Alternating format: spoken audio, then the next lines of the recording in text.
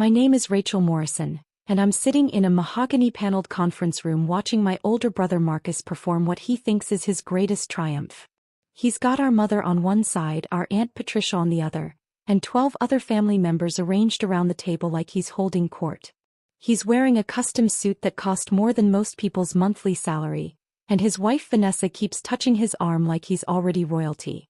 I'm in the corner chair, the one near the door, where I've always been placed at family gatherings. If you've ever been the family scapegoat while watching the golden child take credit for everything, hit that like button and subscribe right now. You're not going to want to miss what happened next.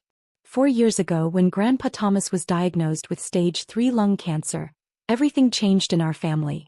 Not because we rallied together. That would have required us to actually function like a healthy family. No, everything changed because suddenly there was an estate worth fighting over. 10 rental properties scattered across 3 counties. Commercial buildings with long-term corporate leases. A portfolio that generated $45,000 in monthly rental income, clockwork regular, for the past 32 years. Marcus saw dollar signs. I saw Grandpa slowly dying and pretending everything was fine. Our family had always worked a certain way. Marcus was the responsible one, the successful one, the one Mom bragged about at church. He had the finance degree from state, the corporate job, the beautiful wife, the right opinions about everything. I was the artsy one. The impractical one. The one who'd dropped out of business school to pursue photography. The disappointment. Mom introduced me at family events as Rachel, who's still figuring things out, even when I was 32 years old. Marcus made it crystal clear how things would go. When Grandpa passes, he told me over coffee 2 weeks after the diagnosis, someone's going to need to manage the estate properly. Someone with actual business experience. Grandpa's not even gone yet, I said. I'm being realistic. You're being emotional. This is why you'll never succeed at anything, Rachel. I didn't argue. I learned years ago that arguing with Marcus was like arguing with a brick wall, except the brick wall eventually stopped talking. Instead, I visited Grandpa 3 times a week, then 5 times a week, then basically every day as the cancer progressed. We'd sit in his small house, the one property he'd kept for himself, refusing to rent it out, and he'd tell me stories about building his empire. Started with 1 duplex in 1973, he'd say, his voice getting weaker each month. Your grandma and I, we scraped together the down payment. I did all the repairs myself. Learned plumbing from a library book, if you can believe it. I believe it, I said, adjusting his oxygen cannula. You never did anything halfway. Marcus came by yesterday, Grandpa said one afternoon in March, 6 months after diagnosis. Spent 40 minutes talking about property management software and tax optimization strategies. That sounds like Marcus. Didn't ask me how I was feeling. Didn't ask about the treatments. Grandpa's eyes, still sharp despite everything, fixed on me. You know what he did ask? What? If I'd updated my will recently. I felt something cold settle in my stomach. Grandpa. I'm not a fool, Rachel. I see exactly what's happening. He reached for my hand, his grip surprisingly strong. You know why I never taught Marcus about the properties? Why I never brought him into the business? Because he never asked? Because he doesn't care about the properties. He cares about the money they generate. There's a difference. Grandpa paused to catch his breath. You, on the other hand. You asked me about Mrs. Chin in 4B when her husband died. You remembered that the Johnsons in the commercial building were celebrating 20 years. You see people, not dollar signs. I just pay attention. Exactly. Grandpa squeezed my hand. I need to show you something. That's when everything changed. Grandpa walked me through, had me will him through, every single property. 10 buildings, 42 rental units, 3 commercial spaces. He introduced me to every tenant, showed me where he kept the spare keys, explained which contractors were reliable and which ones would rob you blind. This furnace is original to 1987, he'd say. Needs replacing next year, probably $15,000. This roof's got another 5 years if we're lucky. Mrs. Rodriguez in 2A, she's never late on rent, but her daughter's going through a divorce. Might need some grace in a few months. I took notes. Hundreds of pages of notes. I photographed everything, learned the systems, memorized the details. Marcus never knew. Nobody knew. They thought I was just visiting my dying grandfather, being the emotional, impractical one who couldn't face reality. Rachel, Grandpa said one night for months before he died. I'm going to do something and I need you to trust me. Of course. The properties. I'm transferring them. All of them. My heart stopped. To Marcus. To you. I couldn't breathe. Grandpa, I can't. The family will. The family will do exactly what they're already doing. Your mother will side with Marcus because she always has. Your aunt will demand her cut because she thinks she's entitled. And Marcus will threaten lawyers and throw tantrums. Grandpa's expression was calm, resolute. But the properties will be yours. Legally, completely, irrevocably yours. Why? Because you're the only one who'll do right by them.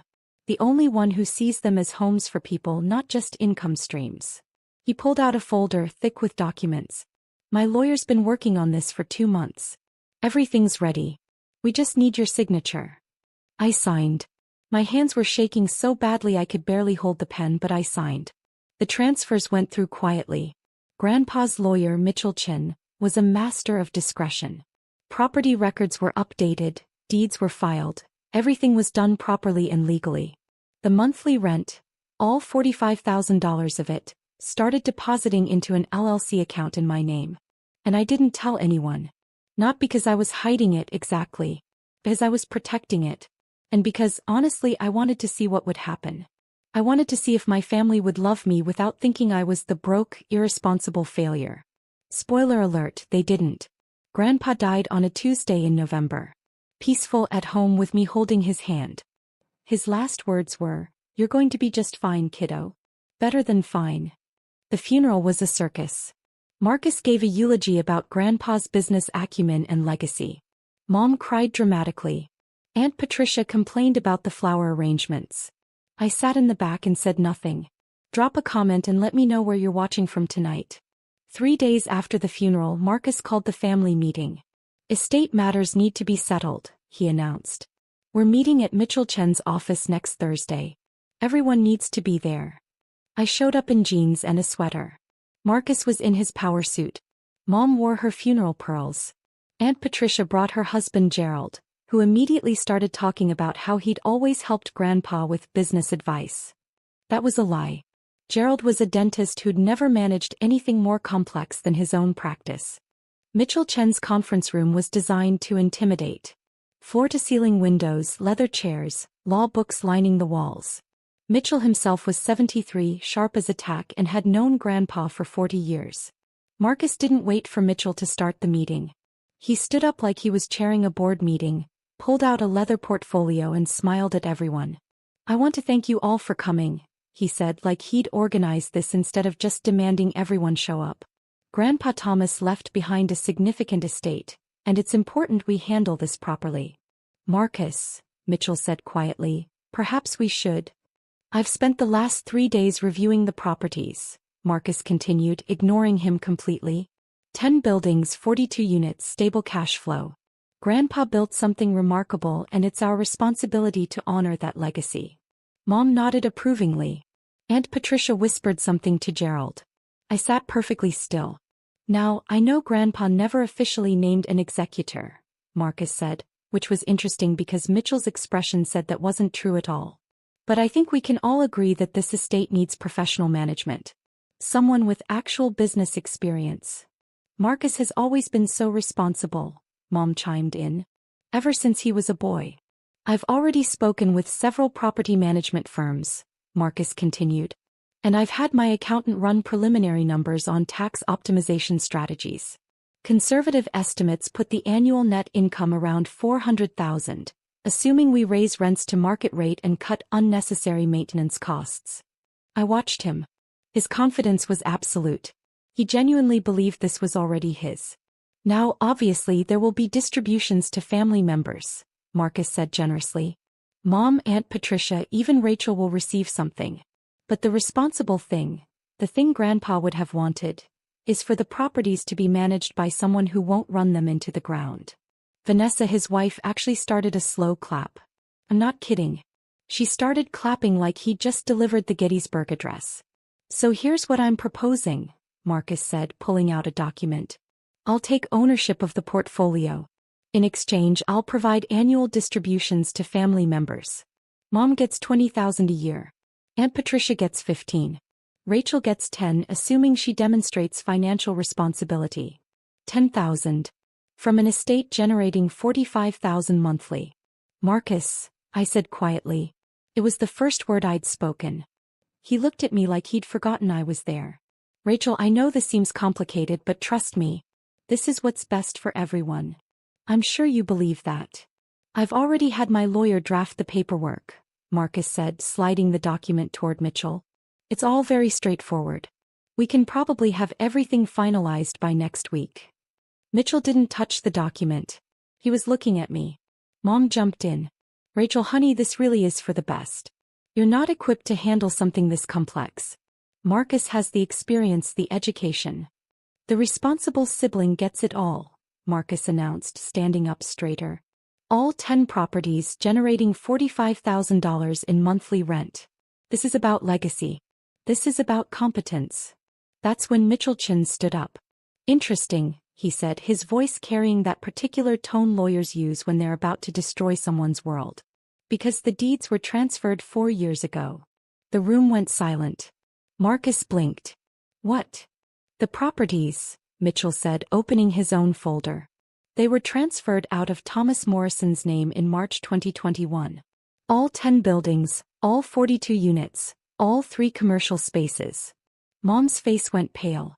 That's not possible. Dad wouldn't. I handled the transfers myself, Mitchell continued.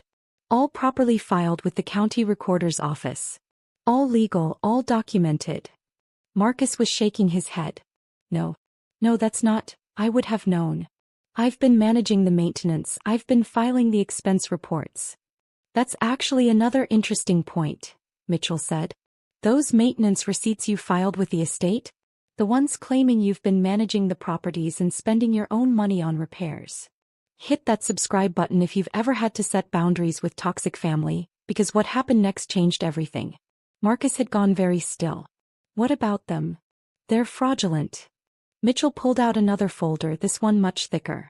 Every single receipt, every invoice, every claim of expenditure, all fabricated. And we can prove it.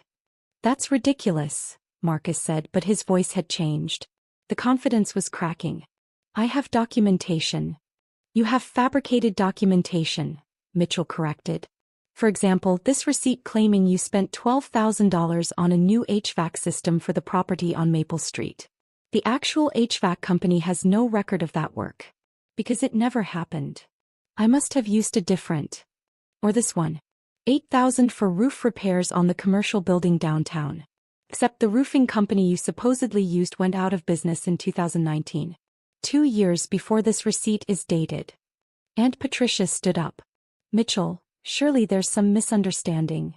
There's no misunderstanding.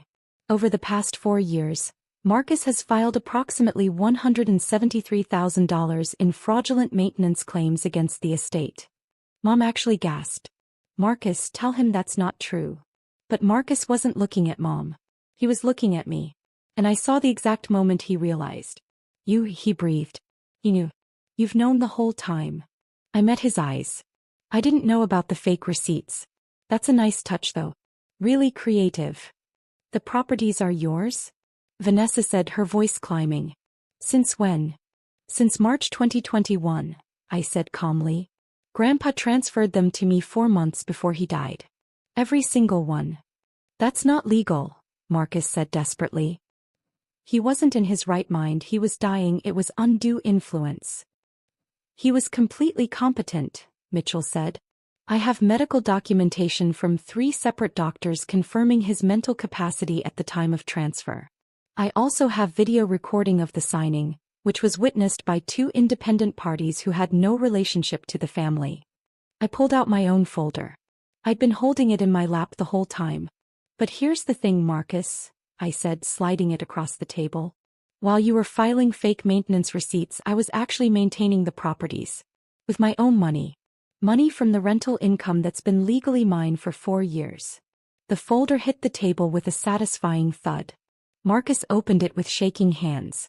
That's every repair, every upgrade, every legitimate expense, I said. The furnace at the Maple Street property, that's page 12. I replaced it last year for $16,000. The commercial building roof? Page 37. 22,000 completed 6 months ago. Mrs. Rodriguez's broken water heater? Page 53. Emergency repair 24-hour turnaround, because she has 3 kids and it was January. Marcus was flipping through the pages, his face getting redder with each one. All documented. All legitimate. All paid for from the rental income that you thought should be yours. I leaned back in my chair. You want to talk about responsible management, Marcus? I've been responsible.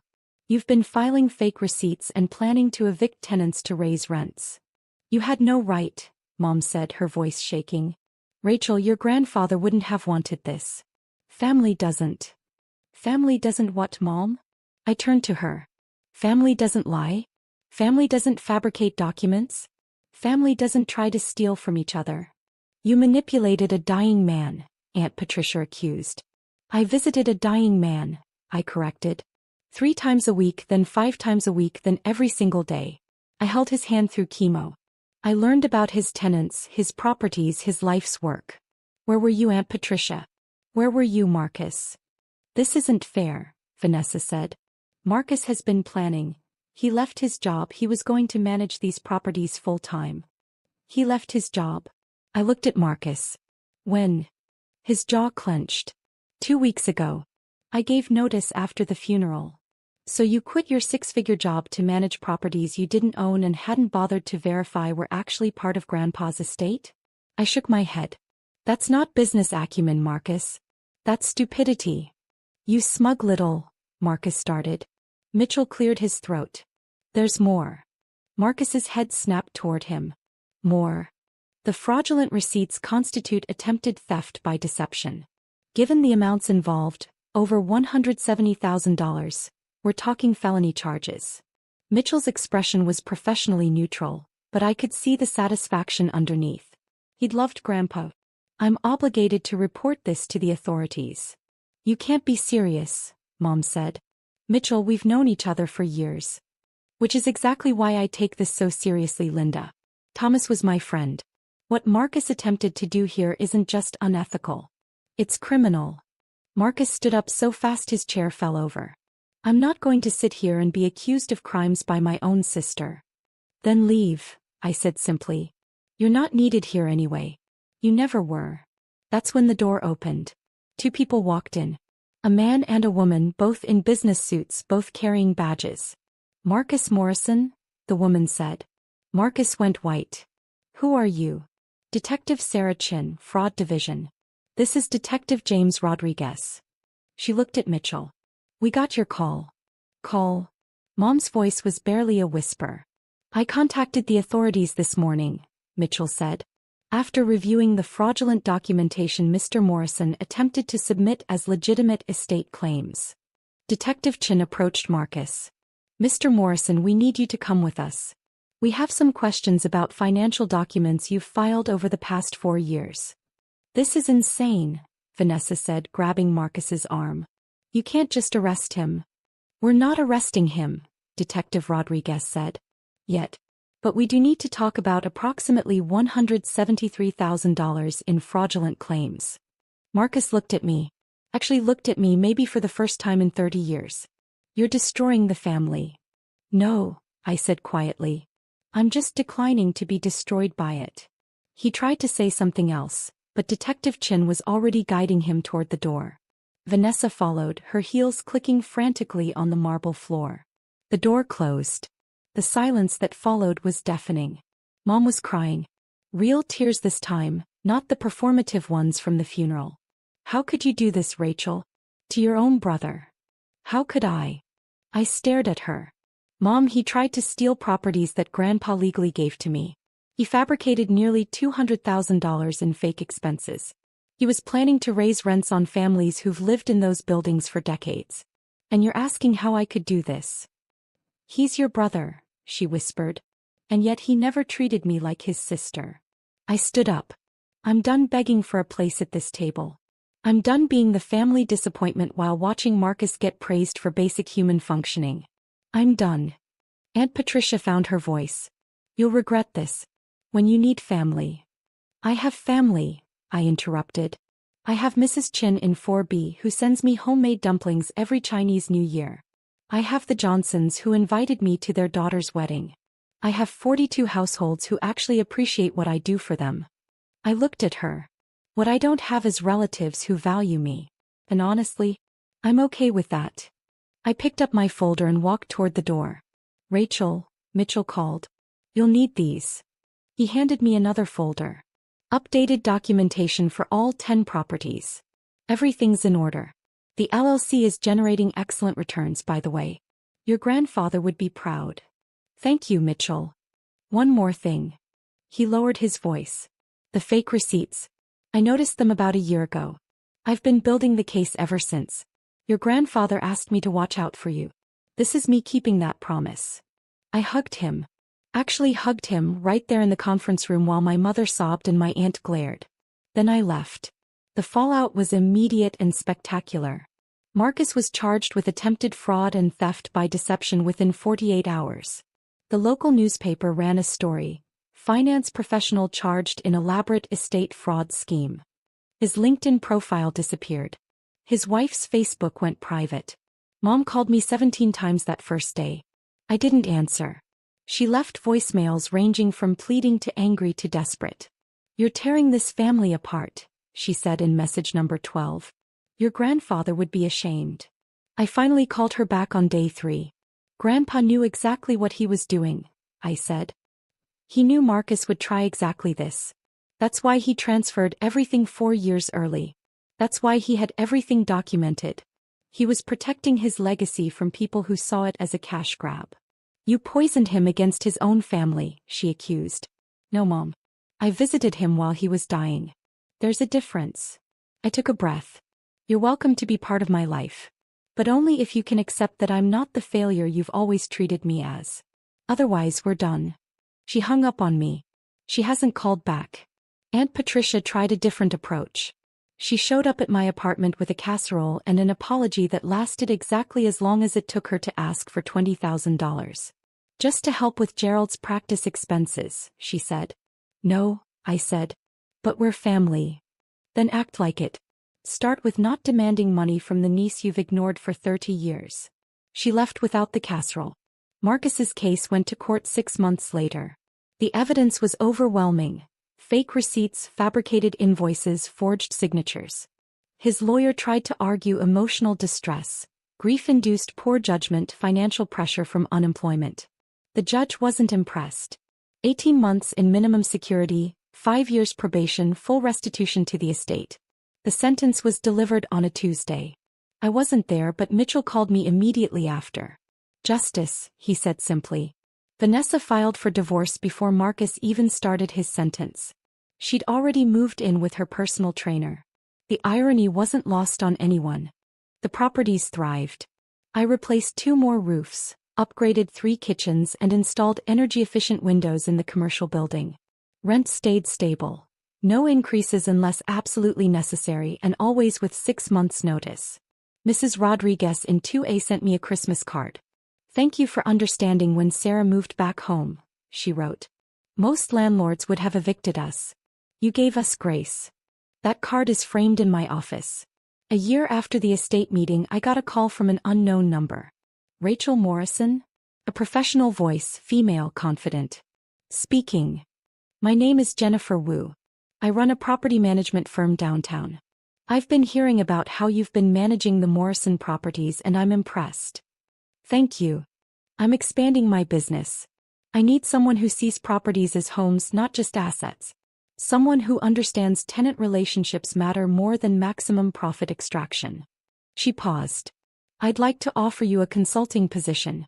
20 properties to start, $60,000 retainer, profit sharing on renovations you oversee. I took the job. 2 years after that, I bought 3 more properties. Fixed them up, rented them to families who needed a break, managed them the way Grandpa taught me. The business grew. The consulting expanded. Last month, Jennifer offered me a full partnership in her firm. You've changed how we operate, she said. Tenant retention is up 40%. Referrals are through the roof. You were right. Treating people like people instead of income streams actually makes better business sense. If you've ever had to walk away to save yourself, tell me your story in the comments. What would you have done? 3 years after the estate meeting, I was having coffee at the property on Maple Street. I'd converted the ground floor unit into a community room for tenants, when someone knocked on the window. It was Mom. She looked older. Tired. She was carrying a single shopping bag and wearing a coat I recognized from 5 years ago. I unlocked the door. "I don't want money," she said immediately. "Okay. Marcus gets out in 6 months. Parole hearing next week." "I know." She looked around the community room. New paint, comfortable furniture, a bulletin board covered in tenant announcements and kids' artwork. "This is nice. The tenants like it. Mrs. Chin teaches Tai Chi here on Sundays. The Johnson kids do homework here after school." Mom sat down without being invited. I was wrong. I waited. "About Marcus. About you. About everything." Her hands twisted in her lap. "I thought success looked like his finance degree and corporate job. I didn't see that you were building something real. Something that actually helps people." "Why are you here, Mom?" "Because I miss my daughter. Not the daughter I wanted you to be. The daughter you actually are." She looked up. "I know I don't deserve forgiveness. I know I enabled Marcus, dismissed you, treated you like you were less. I can't change that. But I'm asking anyway." I sat down across from her. "What happened to standing by Marcus no matter what?" "I visited him in prison last month. Do you know what he said?" She laughed bitterly. "He blamed me. Said I pressured him, created unrealistic expectations, made him feel like he had to be perfect. Blamed everyone but himself." "Sounds like Marcus." "It does, doesn't it?" Mom wiped her eyes. "I spent 3 years defending him, alienating everyone, insisting you were the problem. And he blamed me the first chance he got. What do you want from me, Mom?" "Nothing. Everything. A chance to know my daughter. To apologize properly, not just with words but with time and effort and actually showing up." She met my eyes. "I know that might not be possible. I know I burned that bridge. But I had to try. I thought about Grandpa. About his lessons on grace and boundaries. About Mrs. Rodriguez and second chances. Tuesday mornings," I said. "Coffee here 9 a.m. We talk. Actually talk, not perform for each other. That's it. That's the start. You show up consistently for 6 months, we'll talk about more. You miss more than 2 without legitimate excuse, we're done. And you never ever ask me to reconcile with Marcus or minimize what he did. Deal." She started crying again. "Thank you, Rachel. Thank you for showing up." She did. Every Tuesday for 6 months, then a year, then 2 years. We rebuilt something. Not what we had, that was broken from the start. Something new. Something honest. Marcus got out of prison and immediately tried to contact me through social media. His message was 3 paragraphs of self-justification ending with a request for $50,000 to get back on his feet.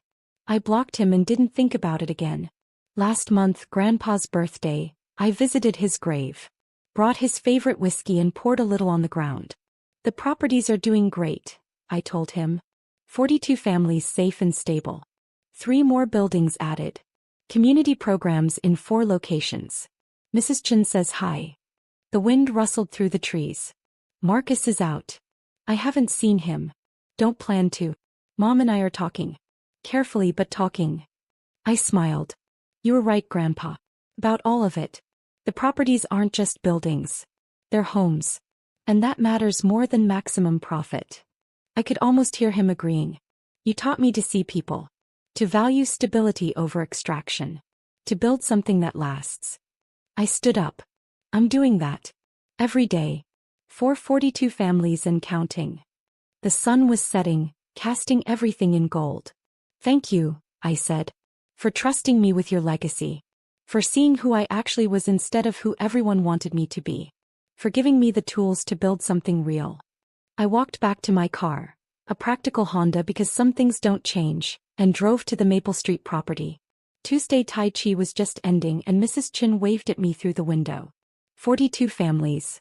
A growing business. A relationship with my mother that was finally honest. A life built on the foundation Grandpa created, expanded with lessons he taught me. Marcus wanted the empire handed to him. I earned it, building by building, family by family, choice by choice. paper beats promises every single time. And sometimes, the family scapegoat turns out to be the only one who actually understood what family means.